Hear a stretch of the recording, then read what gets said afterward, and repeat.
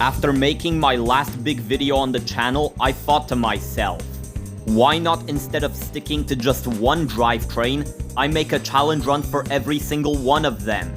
And therefore that's what I'm going to do, with my next drivetrain in line being front engine rear wheel drive. Introducing the Gran Turismo 5 front engine rear wheel randomness challenge. My goal is pretty much the exact same as it is in Front Wheel Fury, which is to not actually beat the game and end up creating another generic as hell challenge run video on YouTube, but to actually find out how much of the game is beatable with FR cars. So yeah, I'm not gonna tell you to subscribe because no one does it anyway. Let's begin. So first, let's boot up the game. And okay, I know for a fact that none of you are actually here to watch this opening cutscene of every single challenge run, so I'm just gonna summarize by saying that the game took a while to boot up and set up. Anyways, with that taken care of, we can now get our starter car. I never actually noticed this, but it looks like the used dealership gives you the exact same 7 cars to start the game off every time. Thankfully for me, there's 2 cars that are front engine rear wheel drive.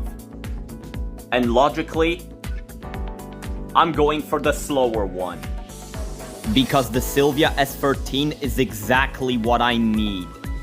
Anyways, now that we got our starter car, let's go race. Starting off with the first event in the game, the Sunday Cup. The first race is at Autumn Ring Mini. So let's see how I do. Starting off strong, as this happens to be a very great starter car vehicle, immediately allowing me to overtake the Fit and the CRX Del Sol on the very first corner. And then after that, my twin was also easily overtaken. And even though it took a bit longer to overtake the Mazda 6, it still went down without a fight. I know I'm not making a big fuss about how difficult the races were, because they weren't actually. Not only that, but for most people this will feel more like a regular playthrough than an actual challenge run. Either way, I won the race, earned 4,000 credits, and reached level 1. The second race is at Grand Valley East.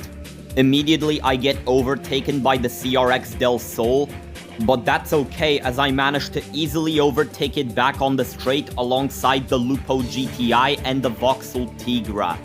Also, before you ask, no, I had nothing to do with the fact that the recording looks darker than it should. Anyways, this section of the track comes around, which allows me to easily catch up to the S14 and overtake it, while the C4 Citroen was also no match for the S13.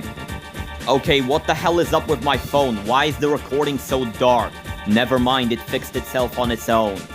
Either way, the only thing that actually happened on the straight is the C4 trying to overtake me, with it not succeeding, as you would expect from my blocking skills by now. But other than that, the second lap of the race was really boring, therefore making it easy for me to win, allowing me to not only earn another 4,000 credits, but reach level 2 as well. The third and the final race is at Tsukuba Circuit. The race starts off with LeBron Tiburon being gone from my worry list. Not only that, but I managed to easily overtake the Atenza. The AI isn't very fast on this corner, which allows me to easily overtake the Mini Cooper and another Vauxhall Tigra. And same can be said for the ugly Renault Megane that's no longer in the lead thanks to me overtaking it as well. I wish I could say more, but this is just your typical beginner event shenanigans. And the win allows me to earn another well-deserved 4,000 credits. And yeah, that's Sunday Cup. Anyways, let's see what I get for completing Sunday Cup. For those who don't know, for every event you complete in Gran Turismo 5, you get a prize car. But now the question is that said prize car front engine rear wheel drive? And in fact, no, it is not. still not usable to me. So goodbye. Oh, and also goodbye to you too.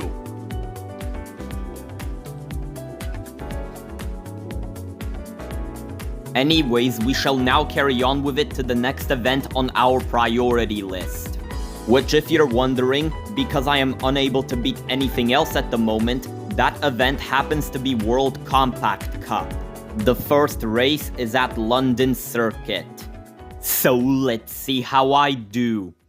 Once again, this is not a compact, but the event still allows it for some reason.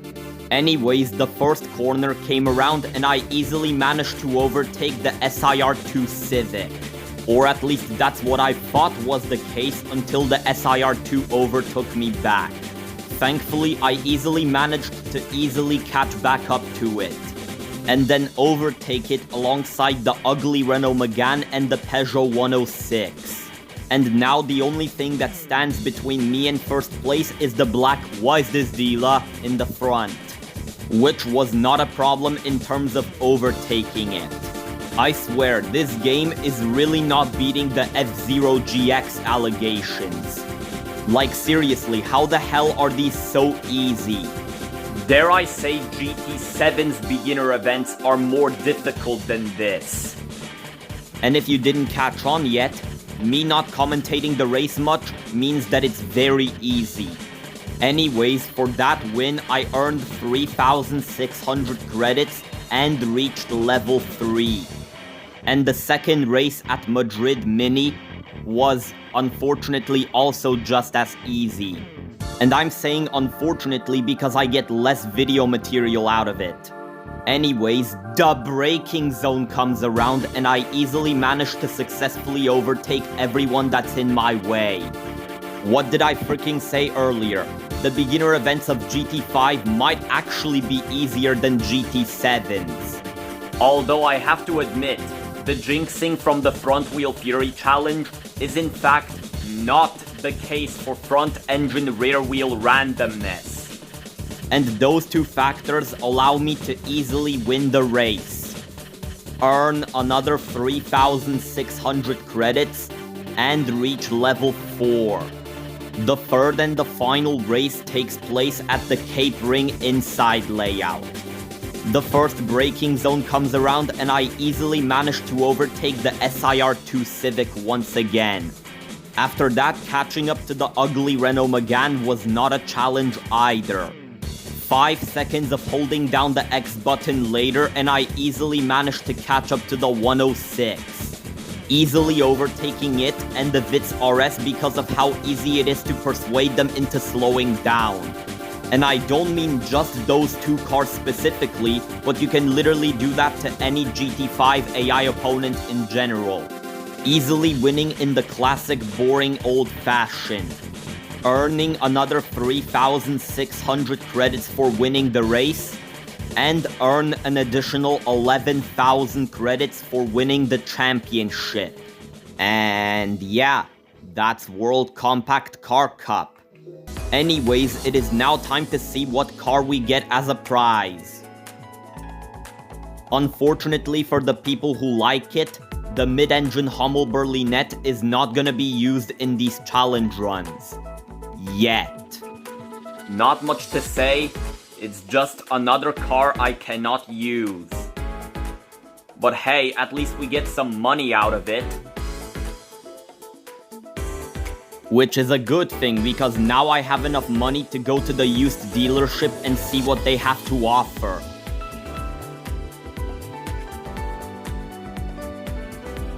Ha!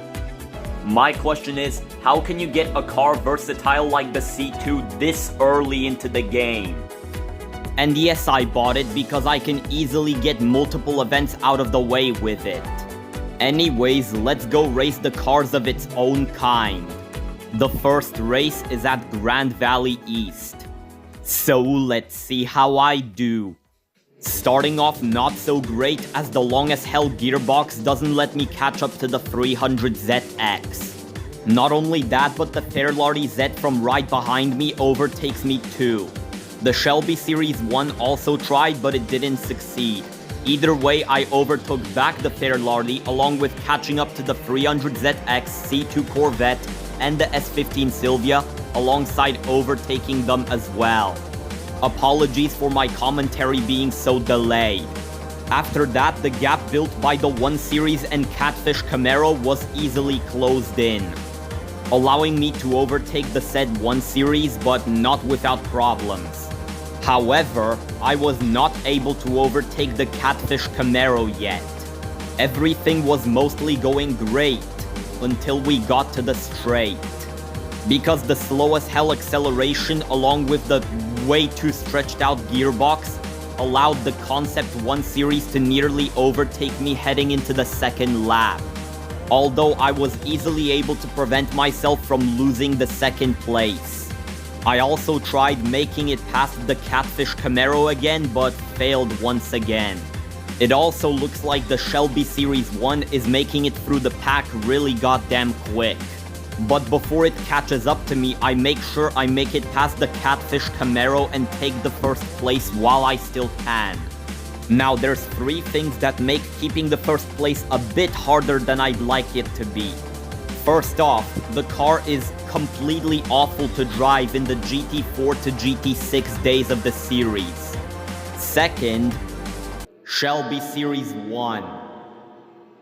And third is that I have to constantly hold off my opponents in order for them not to overtake me. And so, after understeering and somehow not making any mistakes for a minute straight, I made it to the finish line without being overtaken by anyone, allowing me to earn 8,000 credits and reach level 5. I can now take part in the Amateur Series. Anyways, I looked at the car's tuning, but then I noticed something. Wait a second. Oh, so that's why the car handles so awfully. But in all honesty, that isn't something a set of sport soft tires cannot fix.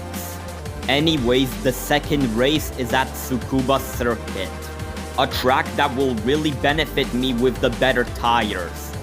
Anywho, the Toyota Aristo and the Clown Shoe BMW M Coupe have been easily overtaken. And same can be said for this Driving Mission 34 looking Mercedes-Benz. On this braking zone, I easily overtake the BMW M3, and even though catching up to the 300ZX took a bit longer, overtaking it on the other hand was also the same story. Overall, the sport soft tires may have made the race a little bit easier, but they didn't make them completely easy. Either way, I take the win, and add another 8,000 credits into my pockets. The third and the final race is at Trial Mountain. Immediately, everybody in the front tries to pull away from me, but my superior driving is not gonna let that happen. Immediately overtaking the Coupe Concept and the monstrous Shelby Series 1. Not only that, but me bonking the Clown Shoe allows me to overtake it and the G35 as well. Meaning that the battle is now me versus me? Wait, no, my bad. I thought that was a Zhutek Prowler, but no, it's a Zwotek Prowler. Either way, it's been overtaken, allowing me to claim the first place for myself. And even though the Shelby Series 1 was slowly catching up to me over the course of the 3 laps, it just wasn't able to close in the gap between me due to my very skillful driving, taking the golden trophy of this race with ease. Also earning another 8,000 credits for the said win, and reaching level 6. And yeah, that's FR Challenge. Anyways, let's see what the prize car for this event is. If the game gives me anything but an actual FR, then I swear to God I'm gonna hurt somebody. I already did this joke earlier, so you can go ahead and get off my screen now. Anyway, here is the prize car. An FT86 Concept. Well, I guess I got what I asked for. A car that I can actually use. I really wasn't expecting it to happen so early, but we already have a card that's eligible for Gran Turismo Rally. And that's about it for today's episode. If you enjoyed it, which I know you did, like the video, and maybe even consider subscribing. I would really appreciate it. Thanks for watching, and I'll see you in episode 2.